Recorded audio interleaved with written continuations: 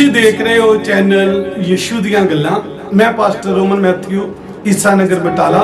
ਆਓ ਅਸੀਂ ਪਰਮੇਸ਼ਰ ਦੇ ਵਚਨ ਨੂੰ ਸੁਣਾਂਗੇ। ਪ੍ਰਭੂ ਦਾ ਇੱਕ ਵਾਰੀ ਫੇਰ ਧੰਨਵਾਦ ਕਰਦੇ ਹਾਂ ਕਿ ਅੱਜ ਅਸੀਂ ਪ੍ਰਭੂ ਦੇ ਪਵਿੱਤਰ ਵਚਨ ਦੇ ਵਿੱਚੋਂ ਮਾਫੀ ਦੇ ਬਾਰੇ ਸਿੱਖਣ ਜਾ ਰਹੇ ਹਾਂ, ਜਿਸ ਨੂੰ ਪ੍ਰਭੂ ਜੀ ਨੇ ਅੱਜ ਤੋਂ 2021 ਸਾਲ ਪਹਿਲਾਂ ਕਰੂਸ ਦੇ ਉੱਤੇ ਬਿਆਨ ਕੀਤਾ। ਪ੍ਰਭੂ ਜੀ ਨੇ ਕਿਹਾ, ਪਿਤਾ ਇਹਨਾਂ ਨੂੰ ਮਾਫ ਕਰ, ਇਹ ਨਹੀਂ ਜਾਣਦੇ ਕਿ ਇਹ ਕੀ ਕਰਦੇ ਨੇ। ਅੱਜ ਦੁਨੀਆ ਭਰ ਦੇ ਵਿੱਚ ਹਰ ਇੱਕ ਵਿਸ਼ਵਾਸ ਕਰਨ ਵਾਲੇ ਦੇ ਲਈ ਮਾਫੀ ਦਾ ਸੰਦੇਸ਼ ਇਸ ਗੱਲ ਉੱਤੇ ਮੰਨਦਾ ਹੈ ਕਿ ਪ੍ਰਭੂ ਮੈਨੂੰ ਮੇਰੇ ਅਪਰਾਧਾਂ ਨੂੰ ਮਾਫ ਕਰ ਦੇ, ਪ੍ਰਭੂ ਮੈਨੂੰ ਮੇਰੀਆਂ ਗਲਤੀਆਂ ਨੂੰ ਮਾਫ ਕਰ ਦੇ, ਪ੍ਰਭੂ ਮੇਰੇ ਜੀਵਨ ਦੇ ਵਿੱਚ ਜੋ ਵੀ ਪੁਰਾਣਾ ਬੀਤਿਆ ਤੂੰ ਮੈਨੂੰ ਮਾਫ ਕਰ ਦੇ।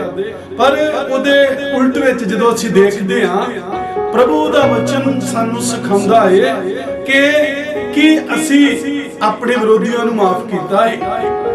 ਪ੍ਰਭੂ ਦੇ ਵਚਨ ਦੇ ਵਿੱਚ ਅਸੀਂ ਜਦੋਂ ਮੱਤੀ ਦੀ ਇੰਜੀਲ 6 ਬਾਬ ਉਹਦੀ 12 ਆਇਤ ਨੂੰ ਪੜ੍ਹਦੇ ਹਾਂ, ਅਸੀਂ ਉਹ ਪ੍ਰਾਰਥਨਾ ਕਰਦੇ ਹਾਂ। ਬਹੁਤ ਸਾਰੇ ਲੋਕ ਡੇਲੀ ਇਹ ਪ੍ਰਾਰਥਨਾ ਇੱਕ ਵਾਰੀ 2 ਵਾਰੀ ਕਰਦੇ ਆ। ਆਏ ਹਮਾਰੇ ਬਾਪ ਤੂੰ ਜੋ ਸਮਾਨ ਤੇ ਆ, ਤੇਰਾ ਨਾਮ ਪਾਕ ਮੰਨਿਆ ਜਾਏ, ਤੇਰੀ ਬਾਦਸ਼ਾਹਤ ਆਵੇ, ਤੇਰੀ ਮਰਜ਼ੀ ਜਿਸ ਤਰ੍ਹਾਂ ਸਵਰਗ 'ਚ ਪੂਰੀ ਹੁੰਦੀ ਆ ਪ੍ਰਿਥਵੀ ਤੇ ਵੀ ਹੋਵੇ। ਸਾਡੇ ਰੋਜ਼ ਦੀ ਰੋਟੀ ਸਾਨੂੰ ਦਿਓ, ਸਾਡੇ ਕਸੂਰ ਸਾਨੂੰ ਮਾਫ ਕਰੋ ਜਿਸ ਤਰ੍ਹਾਂ ਅਸੀਂ ਆਪਣੇ ਕਸੂਰਵਾਰਾਂ ਨੂੰ ਮਾਫ ਕੀਤਾ ਹੈ। ਪਰ ਅਸਲੀਅਤ ਦੇ ਵਿੱਚ ਅਸੀਂ ਇੱਕ ਪਰਮੇਸ਼ਰ ਦੇ ਨਾਲ ਕਮਿਟਮੈਂਟ ਤੇ ਕਰ ਲੈਂਦੇ ਹਾਂ ਕਿ ਪ੍ਰਭੂ ਸਾਡੇ ਅਪਰਾਧ ਸਾਨੂੰ ਮਾਫ ਕਰ ਦੇ ਜਿਸ ਤਰ੍ਹਾਂ ਅਸੀਂ ਮਾਫ ਕੀਤਾ ਹੈ। ਇੱਥੇ ਸਾਨੂੰ ਇਹ ਨਹੀਂ ਲੱਗਦਾ ਕਿ ਅਸੀਂ ਜਦੋਂ ਇੱਕ ਕਮਿਟਮੈਂਟ ਕਰਦੇ ਆ ਤਾਂ ਉਸ ਤੋਂ ਬਾਅਦ ਅਸੀਂ ਉਸ ਤਰ੍ਹਾਂ ਕਰਦੇ ਨਹੀਂ ਆ, ਤੇ ਅਸੀਂ ਪ੍ਰਾਰਥਨਾ ਵੀ ਬੜੀ ਕਰਦੇ ਆ, ਅਸੀਂ ਰੋਜ਼ੇ ਵੀ ਬੜੇ ਰੱਖਦੇ ਆ, ਅਸੀਂ ਬਾਈਬਲ ਵੀ ਪੜ੍ਹਦੇ ਆ, ਅਸੀਂ ਸੰਗਤ ਵੀ ਕਰਦੇ ਆ। ਪਰ ਜਿਹੜਾ ਗੱਲ ਮੇਨ ਅਸੀਂ ਭੁੱਲ ਜਾਂਦੇ ਆ ਕਿ ਅਸੀਂ ਪ੍ਰਭੂ ਦੇ ਨਾਲ ਇੱਕ ਵਾਚਾ ਬੰਧ ਲਿਆ ਕਿ ਪ੍ਰਭੂ ਜਿਸ ਤਰ੍ਹਾਂ ਅਸੀਂ ਮਾਫ ਕੀਤਾ ਹੈ ਉਸ ਤਰ੍ਹਾਂ ਮੈਨੂੰ ਮਾਫ ਕਰ ਦਿੱਤਾ ਜਾਏ। ਪਰ ਜਦੋਂ ਅਸੀਂ ਇਸ ਤਰ੍ਹਾਂ ਨਹੀਂ ਕਰਦੇ ਉਦੋਂ ਸਾਨੂੰ ਮਾਫੀ ਨਹੀਂ ਮਿਲਦੀ। ਇਸ ਕਰਕੇ ਅਸੀਂ ਆਪਣੇ ਜੀਵਨ ਦੇ ਵਿੱਚ ਜੇ ਅਸਲੀਅਤ ਵਿੱਚ ਪਰਮੇਸ਼ਰ ਦੇ ਕੋਲੋਂ ਆਪਣੇ ਉਸ ਪਾਪ ਭਰੇ ਜੀਵਨ ਤੋਂ ਮਾਫੀ ਚਾਹੁੰਦੇ ਹਾਂ ਤੇ ਅਸੀਂ ਦੂਸਰਿਆਂ ਨੂੰ ਮਾਫ ਕਰਨਾ ਸਿੱਖੀਏ, ਅਸੀਂ ਦੂਜਿਆਂ ਨੂੰ ਮਾਫ ਕਰੀਏ। ਯਿਸੂ ਮਸੀਹ ਨੇ ਕੀ ਕੀਤਾ?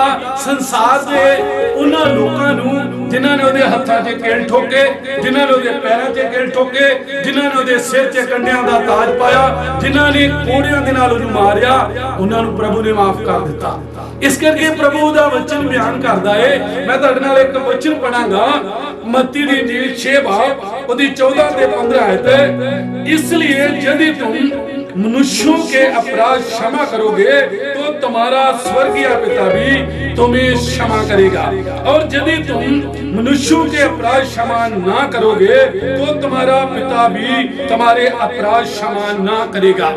ਅੱਜ ਇਸ ਵਚਨ ਨੂੰ ਲੈ ਕੇ ਅਸੀਂ ਕੀ ਸੋਚਦੇ ਹਾਂ, ਅਸੀਂ ਆਪਣੇ ਜੀਵਨ ਦੇ ਵਿੱਚ ਕੀ ਫੈਸਲਾ ਕਰਦੇ ਹਾਂ। ਅਸੀਂ ਪਰਮੇਸ਼ਰ ਦਾ ਵਚਨ ਸਾਨੂੰ ਕਹਿ ਰਿਹਾ, ਇਹ ਅੱਜ ਤੋਂ 2021 ਸਾਲ ਪਹਿਲਾਂ ਪ੍ਰਭੂ ਯਿਸੂ ਮਸੀਹ ਗੱਲ ਕਰ ਰਿਹਾ।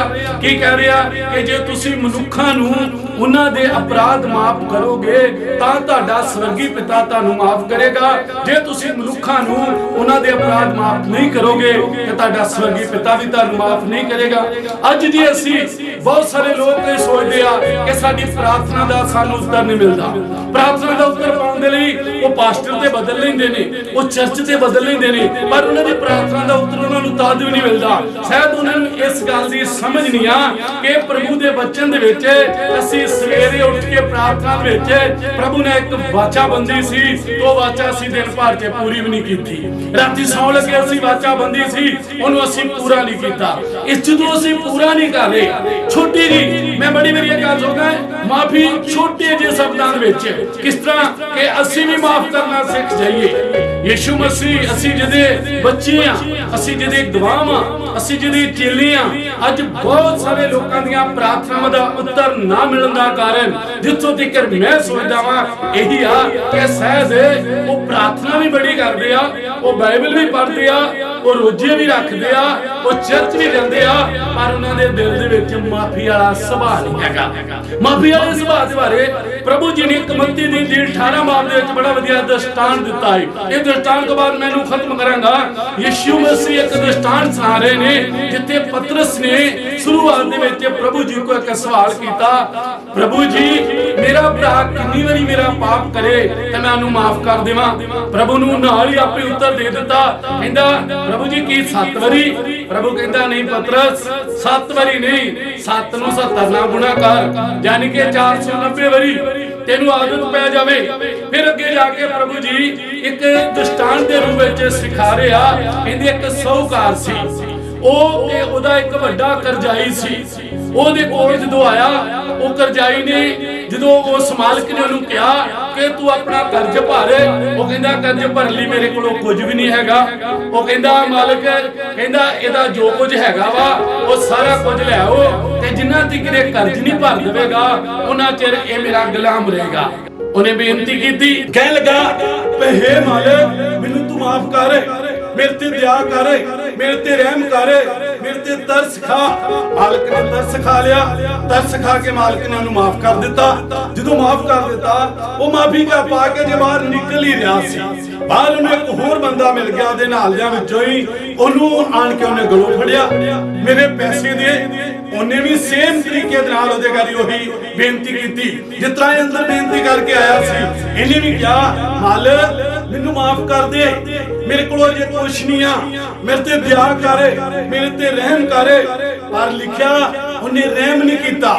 ਜਦੋਂ ਉਹਨੇ ਰਹਿਮ ਨਹੀਂ ਕੀਤਾ, ਉਹਦੇ ਨਾਲ ਦੇ ਵਿੱਚੋਂ ਇੱਕ ਬੰਦਾ ਦੇਖ ਰਿਹਾ ਸੀ, ਜਿਨੇ ਜਾ ਕੇ ਉਹ ਮਾਲਕ ਨੂੰ ਕਿਹਾ ਕਿ ਜਿਹੜੇ ਬੰਦੇ ਨੂੰ ਤੁਸੀਂ ਹੁਣੇ ਹੀ ਮਾਫ ਕਰਕੇ ਬਾਹਰ ਭੇਜਿਆ ਏ, ਉਹਨੇ ਦੂਜੇ ਨੂੰ ਜਾ ਕੇ ਗਲੋਂ ਫੜਿਆ ਸੀ, ਉਹ ਉਹਨੂੰ ਮਾਫ ਨਹੀਂ ਕਰ ਰਿਹਾ। ਉਹਨੇ ਕੀ ਕਿਹਾ? ਉਹਨੂੰ ਕਹਿੰਦਾ ਜਾਓ ਜਲਦੀ ਜਲਦੀ, ਸਿਪਾਹੀਆਂ ਨੂੰ ਭੇਜ ਕੇ ਫਿਰ ਕੋਲ ਬੁਲਾਇਆ, ਉਹਨੂੰ ਜੇਲ੍ਹ ਦੇ ਵਿੱਚ ਬੰਦ ਕਰ ਦਿੱਤਾ। ਕਹਿੰਦਾ ਜਦੋਂ ਤੀਕਰ ਤੂੰ ਪਾਈ ਭਰਨੀ ਨਾ ਦਵੇਂਗਾ, ਉਦੋਂ ਤੀਕਰ ਤੈਨੂੰ ਇੱਥੇ ਹੀ ਸੜਨਾ ਪਵੇਗਾ। ਇਹ ਸਾਡੇ ਲਈ ਕੀ ਦ੍ਰਿਸ਼ਟਾਂਤ ਆ, ਇਹ ਸਾਡੇ ਲਈ ਕੀ ਸਿੱਖਿਆ ਹੈ? ਜਦੋਂ ਅਸੀਂ ਤੇ ਪ੍ਰਭੂ ਦੇ ਕੋਲੋਂ ਮਾਫੀ ਮੰਗਣ ਲਈ ਹਰ ਸਵੇਰ ਨੂੰ ਉਹਦੇ ਸਾਹਮਣੇ ਬੈਠ ਜਾਂਦੇ ਹਾਂ, ਹਰ ਸ਼ਾਮ ਨੂੰ ਉਹਦੇ ਸਾਹਮਣੇ ਬੈਠ ਜਾਂਦੇ ਹਾਂ, ਪਰ ਕੀ ਅਸੀਂ ਮਾਫ ਕਰਦੇ ਹਾਂ? ਜਦੋਂ ਅਸੀਂ ਨਹੀਂ ਨਾ ਮਾਫ ਕਰਦੇ, ਉਦੋਂ ਪ੍ਰਭੂ ਦਾ ਦੂਤ ਪਰਮੇਸ਼ਰ ਦੇ ਕੋਲ ਆਉਂਦਾ ਹੈ, ਉਹ ਕਹਿੰਦਾ ਹੈ ਕਿ ਪ੍ਰਭੂ ਪਿਤਾ ਇਹ ਬੰਦਾ ਜਿਹੜਾ ਤੁਹਾਡੇ ਕੋਲ ਰੋਜ਼ ਮਾਫੀ ਮੰਗਦਾ ਨਾ, ਸਵੇਰੇ ਪ੍ਰਾਰਥਨਾ ਕਰਕੇ, ਇਹ ਕਿਸੇ ਨੂੰ ਮਾਫ ਨਹੀਂ ਕਰ ਰਿਹਾ।